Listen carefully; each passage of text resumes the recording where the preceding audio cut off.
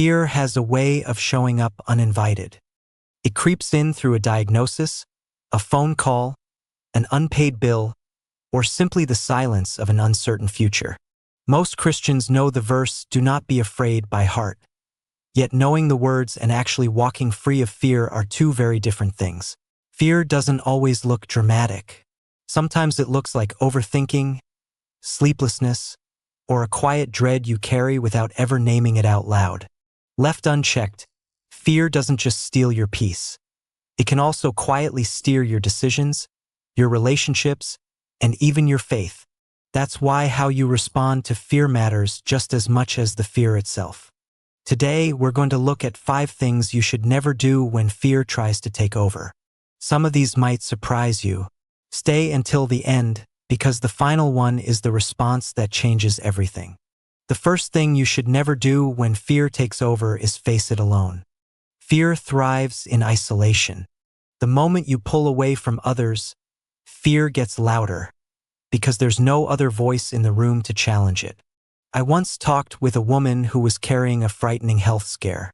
She told no one for weeks, convinced she had to handle it herself. By the time she finally opened up to her small group, she admitted the fear had grown far bigger in her mind than the situation actually was.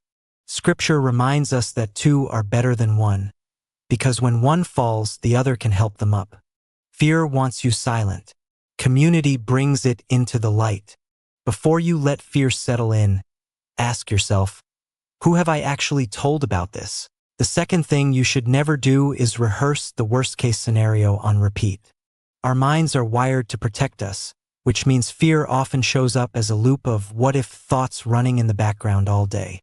The problem is, the more you rehearse a fear, the more real and permanent it starts to feel, even if it never happens. I remember a season where I replayed a difficult outcome so many times in my head that I grieved it before it ever occurred, and then it didn't happen at all.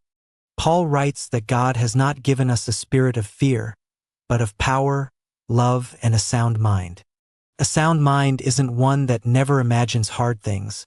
It's one that doesn't camp there. Before fear pulls you into that loop again, ask, am I preparing, or am I just rehearsing pain that hasn't happened? The third thing you should never do when fear takes over is make major decisions from that place.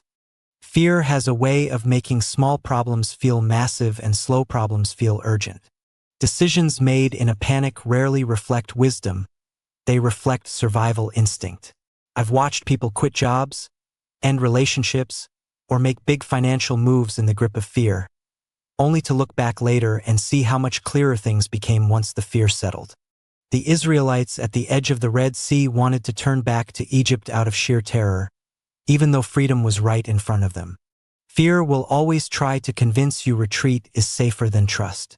Before you act on a fear-driven impulse, ask, would I still choose this if I felt completely at peace? The fourth thing you should never do is skip prayer and go straight to problem solving. It's natural to want to fix what scares you immediately. But when problem-solving becomes your first move instead of prayer, you end up carrying the full weight of the outcome on your own shoulders. I used to treat prayer like a last resort, something I turned to only after my own plans ran out. Now I try to bring the fear to God first, before I even attempt to manage it myself. Paul tells believers not to be anxious about anything, but in every situation, through prayer, to present their requests to God, and that His peace will guard their hearts and minds. Peace isn't the absence of a scary situation, it's the presence of God inside it. Before you try to fix it yourself, ask, have I actually brought this to God, or did I go straight to fixing? The fifth thing you should never do when fear takes over is treat it as proof that God isn't near. But Scripture never promises a life free of frightening moments. It promises His presence in the middle of them. When Joshua stood at the edge of leading a nation into the unknown, God didn't tell him the road would be easy. He told him to be strong and courageous, because wherever he went, God would be with him.